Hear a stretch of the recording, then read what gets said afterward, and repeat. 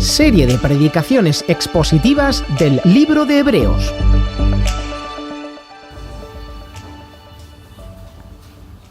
¿Me escucháis? ¿Se escucha? Sí, vale. Que yo con esto de los inventos nuevos, a lo tonto, llevo año y medio sin veros a la mayoría. O sea que para mí una alegría estar aquí, veros, aunque estemos todos disfrazados tras la máscara. En fin, así un año y medio que os voy a contar. Complejo, me decís complejo. Pero bueno, gracias a Dios vamos para adelante y es una cosa que agradecemos. Damos las gracias porque sabemos que estáis orando y bueno, siempre es necesaria la oración, pero en los tiempos que vivimos uno se da cuenta de lo mucho que dependemos de eso. Se me hace raro estar aquí iluminado, de verdad. En fin, ha sido un año y medio, sabéis de muchos cambios, imagino que para vosotros también, eso no ha llegado a todos.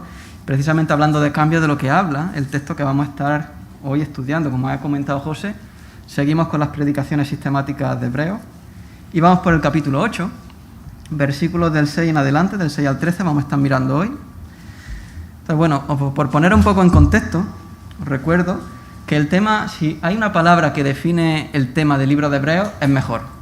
Jesús es mejor que algo. Y el autor de Hebreos se dedica continuamente a demostrar que Jesús es superior a muchas cosas. Es mejor que Moisés, mejor que los ángeles. Acaba justo de decir en el capítulo de antes que Jesús es un sumo sacerdote de un templo mejor que está en el cielo, que es justo los capítulos antes del versículo 8. El tema de Hebreos, Jesús es mejor que algo. ¿Por qué? Porque si recordáis, Hebreos se escribe, o lo escribe el autor de Hebreos, no sabemos realmente quién fue, a unos hermanos que estaban pensando, eran judíos seguramente, conocían muy bien el Antiguo Testamento y habían creído en Jesús y estaban viviendo muchas dificultades como consecuencia de eso. Y algunos estaban pensando, oye, si nos volvemos al judaísmo, que realmente al final es lo mismo que creer en Jesús, pues igual nos quitamos alguna complicación de en medio. Y el autor de Hebreos viene a decirles que no es lo mismo. Das cuenta que a nosotros esto nos suena un poco raro a veces porque, claro, para nosotros judaísmo y cristianismo son dos cosas diferentes. Pensad que los primeros cristianos, sin embargo, eran judíos. Los 12 apóstoles eran judíos. Los primeros cristianos eran todos judíos. Entonces, en esos primeros años, esa diferencia que nosotros vemos tan clara hoy, para muchos de ellos no era tan clara. Entonces, en ese contexto, que a veces nos cuesta un poco entender, es donde viene esta epístola. Entonces, vamos a ir viendo poco a poco lo que nos dice el texto. También os digo una cosa, igual que hace año y medio que no vengo, hace año y medio que no predico, entonces os pido que me tengáis especial misericordia. De normal sé que me la tenéis, hoy os la pido también, ¿vale? Dice así el versículo 6 de Hebreos 8, dice que, pero ahora él, hablando de Jesús, pero ahora Jesús ha obtenido un ministerio o un servicio tanto mejor. ¿Veis? Que ya aparece el tema clave de Hebreos, algo que es mejor, Jesús es mejor que algo. En este caso, un ministerio que tiene Jesús tanto mejor, dice, por cuanto es también el mediador de un mejor pacto, establecido sobre mejores promesas.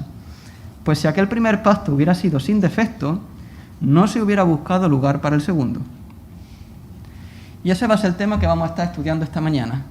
Jesús va a ser el mediador de un nuevo pacto que es mejor que otro que había antes.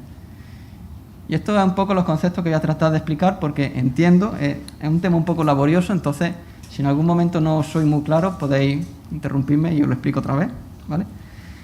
Pero básicamente después de enfatizar el autor de Hebreos que Jesús es mejor que los ángeles, que Moisés, que los sacerdotes terrenales, va a decir que además Jesús es el mediador o el árbitro, como veremos, de un nuevo pacto, de un pacto que, como dice el versículo 6, tiene mejores promesas, ¿vale?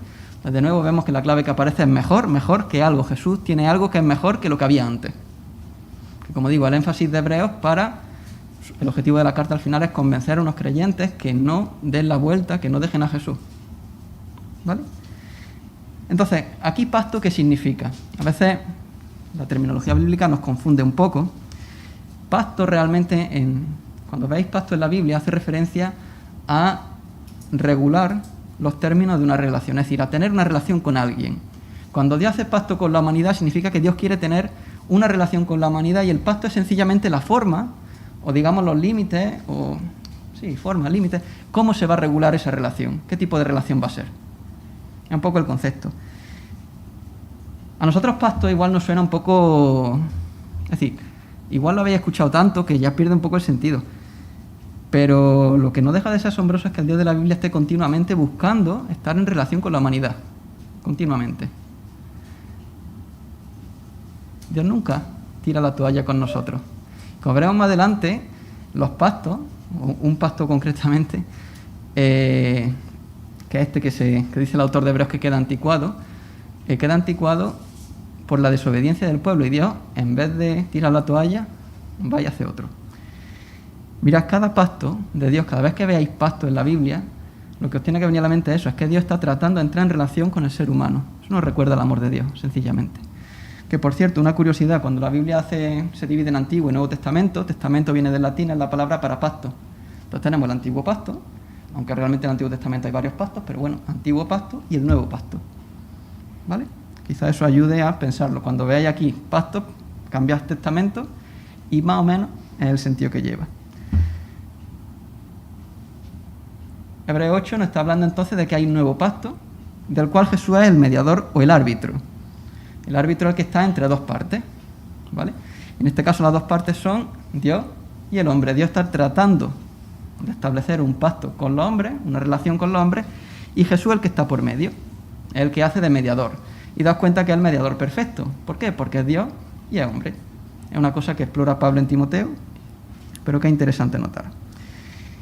Y una cosa interesante es notar que aquí, cuando el autor de Hebreos habla de Antiguo Pacto, ahora después entraremos en más detalle en qué era el Antiguo Pacto exactamente, lo hace siempre de una perspectiva de que ese pacto va a quedar atrás. Mira el versículo 7, dice que si aquel primer pacto, el Antiguo Pacto, hubiera sido sin defecto, no se hubiera buscado un lugar para el segundo, para el nuevo. Es decir, que hay un proceso de cambio en marcha. Se está dejando un pacto antiguo, un antiguo pacto, por uno nuevo. Es decir, una forma de relacionarse con Dios por otra nueva. ¿Vale? Normalmente todo el mundo busca reemplazar algo por otra cosa que sea mejor. Normalmente tendemos a hacer eso, otra cosa que lo consigamos, ¿no? Pues que Jesús sea mediador de un nuevo pacto, o renovado, podemos hablar de nuevo, de renovado, habla de que este nuevo pacto al final es mejor. Si no, no tendría sentido quitar uno para poner otro. Y esa es un poco la idea que el autor de Hebreos trata, y va a tratar de comunicar a sus destinatarios, que el nuevo pacto que está en Jesús, que es el que viene en Jesús, que ahora explicaremos un poco en más detalle qué implica, es mejor. Y entonces veis que el texto está completamente alineado con el argumento de Hebreos, de que en Jesús hay cosas que son mejores que las que había antes, que no tiene sentido dejar a Jesús. El Antiguo Pacto, por cierto, vamos a estar hablando de él con más detalle. Bueno, lo introduzco y luego ya os explico un par de detalles, ¿vale? Nos hemos quedado que hay un pacto antiguo, un pacto nuevo, y el autor de Hebreos le está diciendo a estos destinatarios, oye, el pacto nuevo es mejor que el antiguo. La forma de relacionarse con Dios nueva, que viene en Jesús, es mejor que la anterior. Y lo que va a hacer, versículos del 8 al 12, es describirle, o mejor dicho, argumentar a favor de esa idea, usando un texto precisamente del Antiguo Testamento, del Antiguo Pacto, un texto de Jeremías. De hecho, los versículos del 8 al 12, que los vamos a leer ahora mismo, es una cita de Jeremías 31, tal cual. Os vais a Jeremías 31 y esos versículos son los versículos 31 al 34. Y dice así, versículo 8, para adelante, dice, porque reprochándolo, Dios les dice, y aquí viene la cita de Jeremías, mirad que vienen días, dice el Señor, en que estableceré un nuevo pacto con la casa de Israel y con la casa de Judá, no como el pacto que hice con sus padres el día que los tomé de la mano para sacarlos de la tierra de Egipto, porque no permanecieron en mi pacto y yo me desentendí de ellos, dice el Señor. Porque este es el pacto que yo haré con la casa de Israel. Después de aquellos días, dice el Señor, pondré mis leyes en la mente de ellos y las escribiré sobre sus corazones, y yo seré su Dios y ellos serán mi pueblo. Y ninguno de ellos enseñará a su conciudadano ni ninguno a su hermano diciendo, conoce al Señor, porque todos me conocerán, desde el menor hasta el mayor de ellos. Pues tendré misericordia de sus iniquidades y nunca más me acordaré de sus pecados. Y hasta ahí la cita de Jeremías. Entonces, hasta aquí hemos estado en el Nuevo Testamento y lo que os propongo, para entender un poco este hilo, es vamos a dar un salto al Antiguo Testamento y vamos a, en 5 minutos, tratar de resumir todo el Antiguo Testamento. Sé que es una cosa ambiciosa, pero vamos a intentarlo. Mira, el Antiguo Pacto, siempre que lo veáis aquí, el Pacto Antiguo, el anterior, se refiere al Pacto del Sinaí. El Pacto del Sinaí os pongo en mente. Habéis visto El Príncipe de Egipto, ¿no? El Príncipe de Egipto, una peli muy chula, está basada, con sus ciertas libertades, en el libro de Éxodo. El libro de Éxodo, si recordáis, resulta que el pueblo de Israel estaba en Egipto, lo habían esclavizado, piden a Dios que los libere y Dios levanta a Moisés. Moisés va a Egipto y ahí empieza pues el tema de las 10 plagas. Cada vez que va Faraón, pues Faraón, deja ya tu pueblo, Faraón dice que no, a veces dice que sí, pero luego dice que no. Total, que Moisés dice, pues Dios te va a explicar por qué, y toma plaga, y toma plaga, y toma plaga. Total, que 10 plagas una detrás de otra, y ya después de la 10ª, Faraón los deja ir. Los deja ir de aquella manera, porque en la que salen se arrepiente, va a perseguirlos, y ahí viene todo el tema del Mar Rojo. Bueno, pues ese evento del Éxodo, las 10 plagas, la liberación, el pasar el Mar Rojo, hasta que llegan al monte Sinaí, que es el monte donde Dios se revela en el Antiguo Testamento, ahí es donde empieza el Antiguo Pacto. ¿Vale? Y llamamos Antiguo sencillamente porque aquí hablamos de dos, el Antiguo y el Nuevo, ¿vale? Dios los libra al pueblo de Israel, das cuenta que es un pueblo que ya lo ha liberado Dios por gracia, lo lleva al Sinaí, y allí en el Sinaí Dios les dice, oye, ¿queréis entrar en pacto conmigo? Es decir, ¿queréis tener una relación conmigo? ¿Queréis que yo sea vuestro Dios y vosotros mi pueblo? Y el pueblo de Israel, Éxodo 19, dice que sí. Y ahí empieza el Antiguo Pacto. ¿Vale? El mismo Jeremías lo resume perfectamente. Si os vais a Jeremías 7, versículo 23, dice así, dice que el Antiguo Pacto, fijaos lo que dice Jeremías, hablando como si fuera Dios, dice, esto es lo que les mandé, esto es lo que dice Dios, dice, escuchad mi voz, yo seré vuestro Dios, vosotros seréis mi pueblo, y andaréis en todo camino que yo os envíe para que os vaya bien. Y esa es la esencia del Antiguo Pacto. El Antiguo Pacto consiste en que Dios liberó a Israel, Él sería su Dios, Israel sería su pueblo, y ellos andarían en sus mandamientos. ¿Vale? Los mandamientos, por cierto, buscaban darles vida. De hecho, si leéis la mayoría de los mandamientos, o todas las partes legales del Pentateuco, cosas que no nos gustan mucho, es muy interesante buscar, ver qué beneficio traían, porque todas tienen algún beneficio. Evidentemente, en su contexto, estamos hablando de textos de más de 3.000 años, pero esas leyes están ahí puestas para el bien del pueblo. Ese era el Antiguo Pacto. Dios se comprometía a ser su Dios, ellos serían su pueblo, y le obedecerían. Y la obediencia realmente era una forma de ventaja para ellos, le iba bien. Como hemos dicho antes, nadie busca reemplazar algo que funciona. Y el Antiguo Pacto tenía un problema serio. Y mirad, el mismo Jeremías, en el capítulo 7, los versículos justo después del que hemos leído, del 23, los versículos del 24 en adelante, dicen así. Dice, pero ellos, el pueblo de Israel, no escucharon ni inclinaron su oído. Recordad que acaba de decir que uno de los requisitos del pacto era la obediencia. Lo que está diciendo aquí Jeremías es que no obedecieron. Ellos no escucharon, no inclinaron su oído, sino que anduvieron en sus propias deliberaciones y en la terquedad de su corazón, y fueron hacia atrás y no hacia adelante. Desde el día que vuestros padres salieron de la tierra de Egipto hasta hoy, os he enviado a todos mis siervos los profetas, madrugando cada día y enviándolos. Pero no me escucharon, ni inclinaron su oído, sino que endurecieron su cerviz e hicieron peor que sus padres. Ese es el problema del Antiguo Pacto. La desobediencia continua del pueblo de Israel. Y de hecho, si leéis el Antiguo Testamento, veréis que continuamente se enfatiza eso. Cómo Dios quiere estar con su pueblo y su pueblo lo rechaza.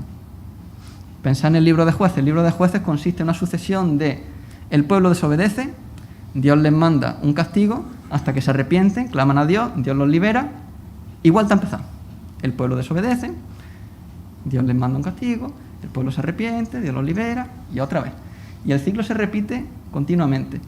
Aparece también en los libros históricos, aparecen los profetas. El problema del Antiguo Pacto era la desobediencia.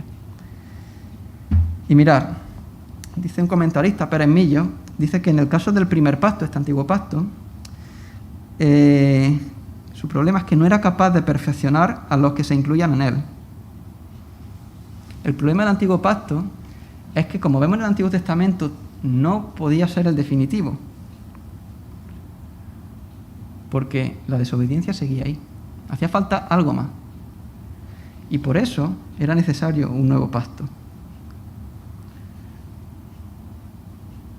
Es un poco todo esto que os estoy contando era lo que, claro, cuando los destinatarios de Hebreos escucharon o leyeron esta carta, lo que les venía a la mente. Ese era el Antiguo Pacto. Y le está diciendo el autor de Hebreos que es que hay algo mejor. El mismo Jeremías, de hecho, si estudia la vida de Jeremías es tremenda. Jeremías le pasó de todo, ¿vale? Jeremías vivió empezó su ministerio de profeta fue en torno a los años 630, 620 a.C. hasta el 580. Como son antes de Cristo van del revés, los años, ¿vale? Aproximadamente unos 40 años en los que le pasó de todo, porque Dios le dijo, nada más llamarlo, le dijo, voy a deportar al pueblo. Es decir, me han desobedecido tanto que ya no hay vuelta atrás. Y el trabajo de Jeremías consistía en denunciar el pecado a un pueblo que, como Dios le dijo, no lo iba a escuchar. Capítulo 1 de Jeremías, súper recomendable. Capítulo 1, del 13 al 16, Dios le dice que su pueblo iba a ser exiliado. Los siguientes versículos, 17 al 19, que a él lo iban a perseguir. Es decir, Dios le dice a Jeremías, Jeremías va a denunciar el pecado, pero no te van a hacer caso. Y además van a tratar de ir a por ti. Y si leéis el libro de Jeremías, pues veréis que efectivamente lo insultaron, trataron de matarlo, lo metieron en la cárcel, lo metieron en un pozo, le hicieron de todo al pobre Jeremías. Jeremías a veces se le llama el profeta llorón, pero habría que ponerse en sus zapatos para ver lo que pasó. Pero curiosamente el ministerio de Jeremías comienza de una forma muy diferente, porque justo cuando Jeremías comienza a profetizar, coincide con un rey, el rey Josías, que cuando estaban haciendo una reforma en el templo encontraron un libro de la ley, que seguramente fuera Deuteronomio, lo leyeron y el rey se arrepintió y empezó una reforma religiosa. El rey se dio cuenta que Dios lo iba a castigar y dijo, mira, hay que poner remedio y empezaron a obedecer a Dios. Problema, Jeremías sabía que esa reforma no podía durar porque Dios le había dicho que el castigo llegaba. Y el problema fue que cuando Josías murió joven, la reforma realmente le apasionaba a él, pero al resto no. Y volvieron a la desobediencia, volvieron a desobedecer a Dios. Este es un poco el resumen así en 5 minutos, 10, de todo lo que viene aquí en estas expresiones de antiguo pacto. Y mirad precisamente qué es lo que viene en el versículo 9. Habla del pacto que hice con sus padres el día que los tomó de la mano para sacarlos de la tierra de Egipto. Es justo ese antiguo pacto cuando salen de Egipto. Fijaos con qué cariño Dios habla, que tomó a su pueblo de la mano para sacarlo de Egipto como si fuera un niño. Lo toma, lo lleva, mostrando que fue Él que lo hizo, pero no permanecieron en mi pacto. O sea, Israel lo desobedeció. Y aquí es un punto súper importante. ¿Qué va a hacer Dios ante esta rebeldía? Pues evidentemente hay un castigo que es justo, que es el exilio, y después, ¿qué hará Dios? Pues fue al mismo Jeremías al que se le dio la oportunidad de profetizar que después de esa vuelta del exilio, habría algo mejor, habría otro pacto. Dios volvería a entrar en relación con su pueblo. Y eso es sorprendente, porque Dios no tira la toalla. Es decir, antes de que vaya el exilio ya está anunciando a través de Jeremías que hay esperanza, que habrá una renovación del pacto y que habría una nueva forma, una forma renovada de acercarse a Dios. Para Jeremías, que vivió, como hemos visto, las limitaciones del antiguo pacto, que vivió la desobediencia, que vivió amenazado, que trataron de matarlo varias veces, eso tuvo que ser tremendo. Y seguro que fue una de las cosas que le dio mucho ánimo en su difícil ministerio. Pero Dios no tira la toalla. Y eso es un punto que no podemos pasar por alto, porque pensad que desde que salen de la tierra de Egipto hasta que van al exilio, aproximadamente pasan entre 700, 900 años. Es decir, mucho tiempo. Y el pueblo de Israel ahí estuvo continuamente desobedeciendo a Dios, ignorándolo. Dios lo avisaba, mandaba profetas, ignoraban a los profetas. Pues después de casi un milenio, así, Dios decide que no va a tirar la toalla. Y no solo no va a tirar la toalla, sino que va a hacer un pacto nuevo que sea mejor todavía. Un pacto que, como dice el versículo 6, esté establecido sobre mejores promesas. O sea, las promesas del antiguo pacto, lo bueno que había antes, la relación con Dios que podía tener el pueblo de Israel, era buena. Pero lo que viene ahora es mejor. El nuevo pacto, por tener las cosas claras, es lo que acabamos de recordar con la Santa Cena. Es el que establece a Jesús con su muerte. Cuando Jesús muere, perdona nuestros pecados, es lo que sabemos, y a través de ese perdón de pecados que tenemos acceso a Dios, tenemos una relación con Dios.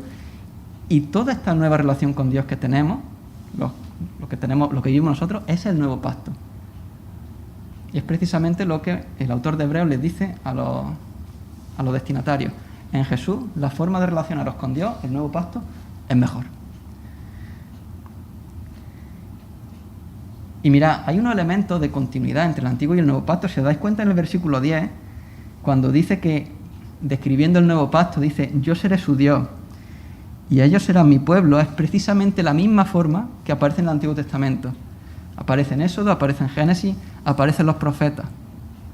Es decir, Dios seguiría, la forma de relacionarse de Dios con su pueblo va a seguir siendo la misma en el sentido de que Dios sigue queriendo ser nuestro Dios y su pueblo será su pueblo. Pero hay también una renovación muy profunda de todo lo que esto significa. Por eso a veces prefiero hablar de pacto renovado más que nuevo. No es que sea una cosa completamente diferente, sino una profundización en lo que ya había.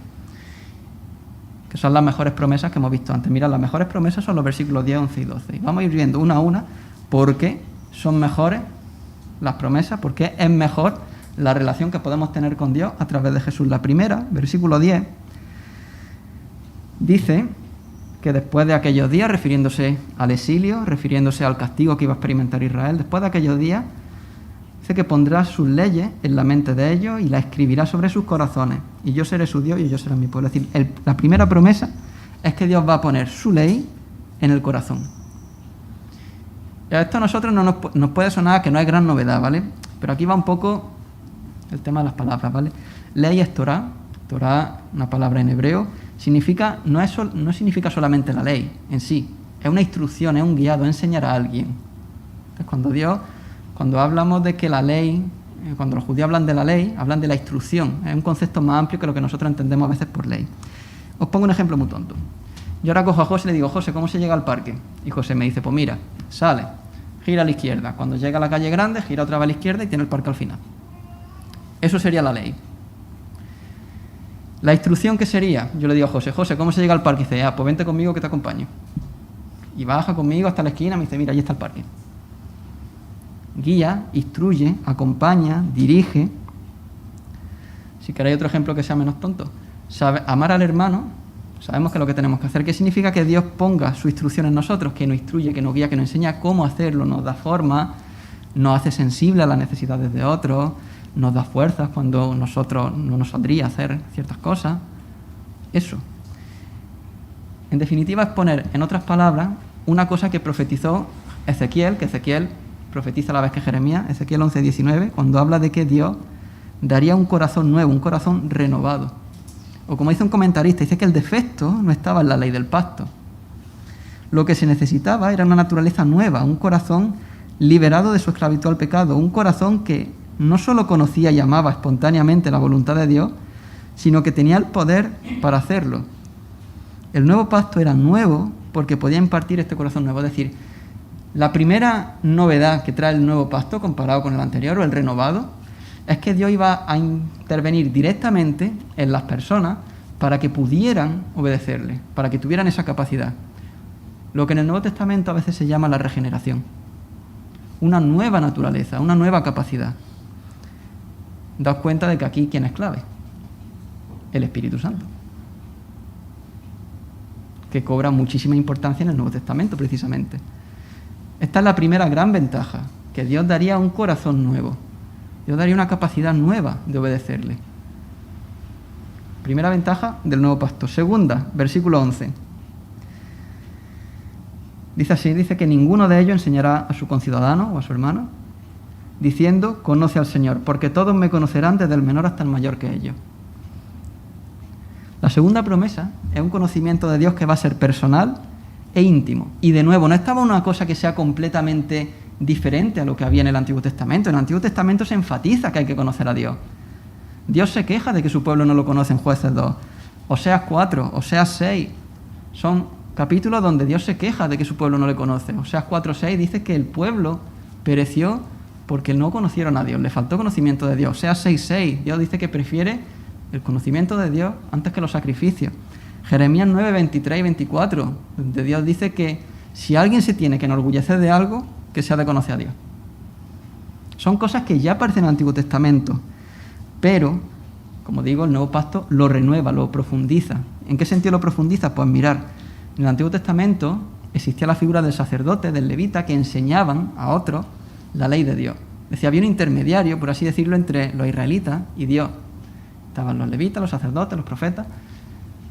En el Nuevo Pacto no. En el Nuevo Pacto tenemos acceso directo a Dios. De nuevo, el fundamental en esto es el Espíritu Santo. Todos podemos conocer a Dios. Tú puedes conocer a Dios personalmente, a través de su palabra, a través del Espíritu Santo. Igual que yo, igual que todos los que estamos aquí. Ojo, este versículo no significa que no necesitemos que nos enseñemos uno a otro, porque también tenemos en el Nuevo Testamento muy claramente afirmado que existe una cosa que se llama el don de enseñanza y que Dios puede hablarnos a través de otras personas, lo que significa es que tú puedes tener una relación con Dios personal, como la tienes con tu amigo. Con tu amigo no lo conoces de oídas, no es me han dicho que fulano es de tal forma, no te cuentan historias de fulano. Tú has vivido esas historias con tu amigo. Tú quedas con él, tú le hablas, él te habla, hacéis cosas juntos. Con Dios es lo mismo, una relación personal, íntima. Esta es la segunda mejor promesa, de esas mejores promesas que anticipó el autor de Hebreos, esta es la segunda. Tiene un nuevo pacto. Tú puedes tener una relación con Dios íntima, personal, tú. Y la tercera, versículo 12, dice, tendré misericordia de sus iniquidades y nunca más me acordaré de sus pecados. La tercera promesa es un perdón de pecados enorme. Que de nuevo, no era una cosa nueva, estrictamente hablando, porque en el Antiguo Testamento, el Dios del Antiguo Testamento era perdonador. Por ejemplo, Miqueas 7:18, ese versículo que dice que Dios tira nuestros pecados al fondo del mar y no se acuerda de ellos. O en Éxodo 34, ese versículo que a veces entendemos tan mal, cuando dice que Dios guarda, Dios castiga hasta la cuarta, tercera y cuarta generación y tiene misericordia a miles de generaciones. A veces entendemos, joder, pues no veas tú que es tristo Dios, ¿no? Que el pecado de uno se lo acarrea a los siguientes. Pero es que lo tenéis que entender el versículo entero. Está diciendo que si el castigo dura 3, 4 generaciones, la misericordia dura 1000. Es decir, que no hay punto de comparación, que Dios es justo, sí, pero es misericordioso, mucho más misericordioso, y menos más que lo es, si no, tela. Pero este punto, como he dicho antes, se profundiza y se enfatiza en el nuevo pacto. Gracias al sacrificio de Jesús, que acabamos de recordar en la Santa Cena, tenemos la seguridad absoluta de que no hay ninguna condenación para nosotros, ninguna. De hecho, en griego, cuando dice nunca más me acordaré de sus pecados, usa la forma más enfática que hay para decir el nunca más. El nunca más, de ninguna manera, no hay forma en la que Dios se vaya a acordar de nuestros pecados. Romanos 8:1, un versículo que va en el mismo sentido, cuando dice que no hay ninguna condenación para los que están en Cristo. Ninguna. Y esto a nosotros nos cuesta. A nosotros nos cuesta creernos que Dios nos perdona de esta manera. Y muchas veces nos empeñamos en ganarnos el favor de Dios. La gracia, hago un pequeño paréntesis, la gracia es un concepto que nos cuesta, es contraintuitivo. Nosotros estamos acostumbrados a trabajar en base a me merezco. Entonces a veces nos pasa que nos acercamos a Dios. Si pensamos que hemos estado haciendo las cosas bien, nos acercamos a Dios como, bueno, Señor, te pido esto, y bueno, medio que por lo que he hecho, pues casi que me lo merezco. Y lo contrario, si somos conscientes de que hemos metido la pata en algo, pues nos acercamos a Dios casi diciendo, a ver, que no me parta un rayo, por favor, perdóname. No es eso, es gracia. La gracia es contraintuitiva. Nos cuesta asumirla. Y eso es la tercera gran promesa del nuevo pacto, la tercera ventaja, digamos, que destaca el autor de Hebreos. Y ahí se queda. Con esas 3 mejores promesas ya le es suficiente para demostrar que el pacto nuevo, el pacto renovado, es mucho mejor que el anterior. No tendría sentido para sus lectores seguir aferrados al anterior teniendo el nuevo disponible. Es como si a ti te dan a elegir entre, yo qué sé, por poner un ejemplo de coche, entre un Ibiza del 95 y un Ibiza de este año. Pues no tiene sentido que cojas el del 95, el de este año es mejor, en todos los sentidos. No tiene sentido que te cojas lo antiguo teniendo lo nuevo disponible.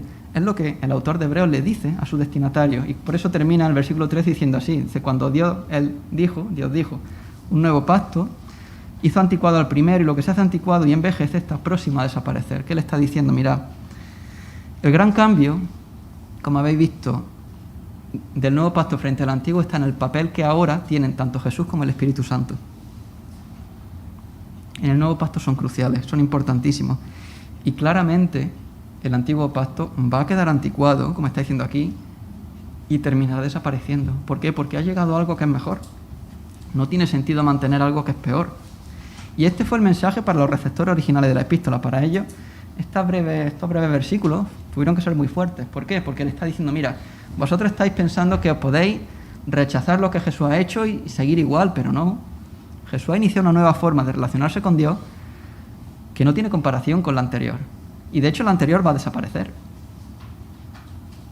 Eso a ellos le tuvo que hacer reflexionar y encima va y le cita a Jeremías prediciendo eso, que estaba en el Antiguo Testamento. Entonces, mira, esto a nosotros que vivimos en el Nuevo Pacto, nosotros solo hemos conocido el Nuevo Pacto realmente, ¿vale? Nosotros que vivimos en el Nuevo Pacto, a veces pasamos por alto la magnitud de las promesas que acabamos de ver. Es un fenómeno que suele pasar, ¿vale? Hay cosas que damos por sentadas, nos habituamos a ellas, estamos acostumbrados a escuchar pues estas cosas, Dios te perdona, Dios tiene gracia, puedes conocer a Dios, Dios te guía. A veces, de tanto repetirlas, casi que pierden significado para nosotros. Y me gustaría pararme un poco, a hacer un ejemplo de aplicación que creo que puede ser pertinente. Igual me meto en un jardín, pero vamos a ver cómo se aplica esto al COVID. Como he dicho, yo llevo año y medio sin veros, así por el COVID, evidentemente. ¿Cómo estas tres promesas podrían hacer la diferencia en la situación que hemos estado viviendo y que seguimos viviendo, de hecho, porque la cosa no ha acabado? La primera promesa, recordad que era que tenemos ¿el qué? Tenemos la instrucción de Dios con nosotros, tenemos la ley de Dios, como dice, escrita en nuestro corazón, un corazón nuevo. Una posible aplicación de esto es cómo hemos reaccionado ante todas las situaciones que se han derivado del COVID. Si como alguien que no tiene al Espíritu Santo o como alguien que sí.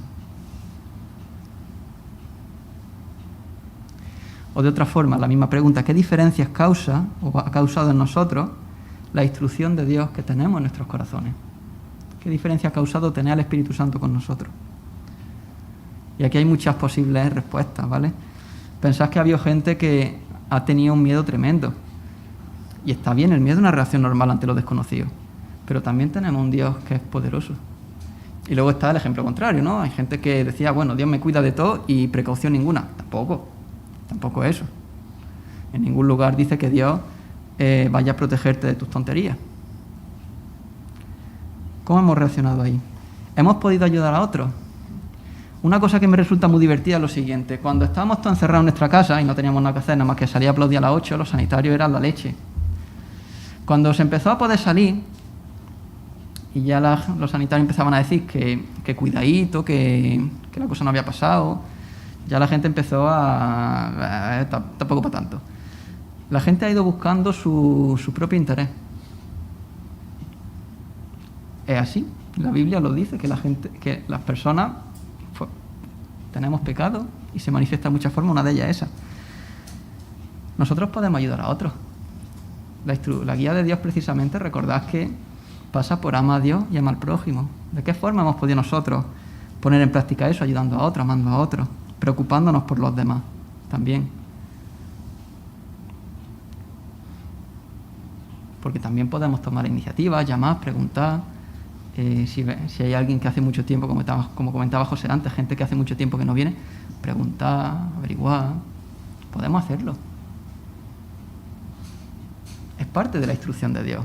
Entra en lo que sería ama a tu prójimo, como a ti mismo. ¿A ti te gustaría que te llamaran? Sí, pues llama tú.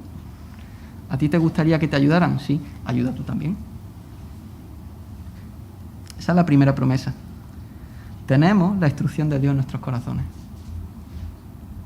Eso causa diferencia. Tenemos la segunda, que es un conocimiento personal e íntimo de Dios. Y esto realmente se relaciona mucho con el punto previo. Se me venía a la mente un versículo pensando en este punto, ¿no? En Jeremías, todo es Jeremías hoy, ¿vale? Jeremías 32, 27, cuando dice, está hablando Dios, dice, yo soy Jehová, Dios de toda carne. ¿Habrá algo que sea difícil para mí? Y en una situación como la que hemos vivido, que nos recuerda los limitaditos que somos, y pues nos queda eso. Tenemos un Dios que es grande, que no hay nada que sea difícil para Él.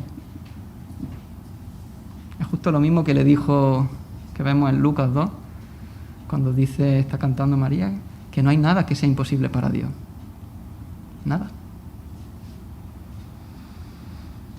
El conocimiento que tenemos de Dios, la relación personal que tenemos con Dios, nos debe haber dado también otra forma de enfrentar las cosas. Y en tercer lugar, la tercera promesa es el perdón de pecados. Mira, hace un mes o cosa así, tuve un encuentro del seminario por internet, donde estuvimos hablando del tema del COVID precisamente, unas conferencias. Y mira, en todas las iglesias, en todas, el COVID ha sacado a la luz muchas cosas. O sea, ya había problemas en toda la iglesia, con el COVID se han acentuado, había muchas costuras que han salido a la luz y además había problemas nuevos. En todos lados.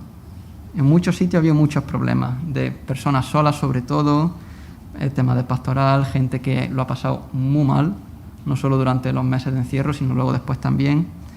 Eso ha generado muchísimo dolor, ha generado muchísima fricción en toda la iglesia.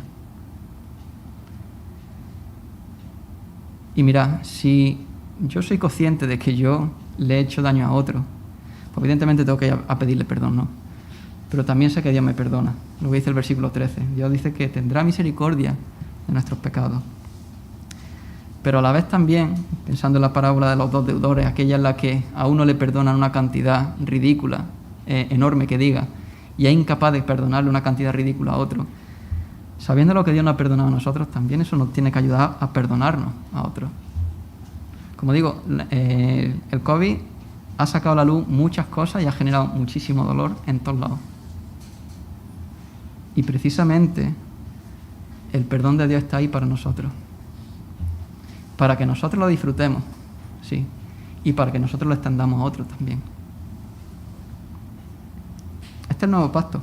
Bajo el nuevo pacto, versículo 10, Dios sigue siendo nuestro Dios, nosotros su pueblo. En todo momento Dios nos guía, incluyendo los momentos difíciles. Jeremías, me gusta de hecho el texto de que haber podido estar tanto con Jeremías, porque Jeremías vivió durante unos años que eran muy difíciles.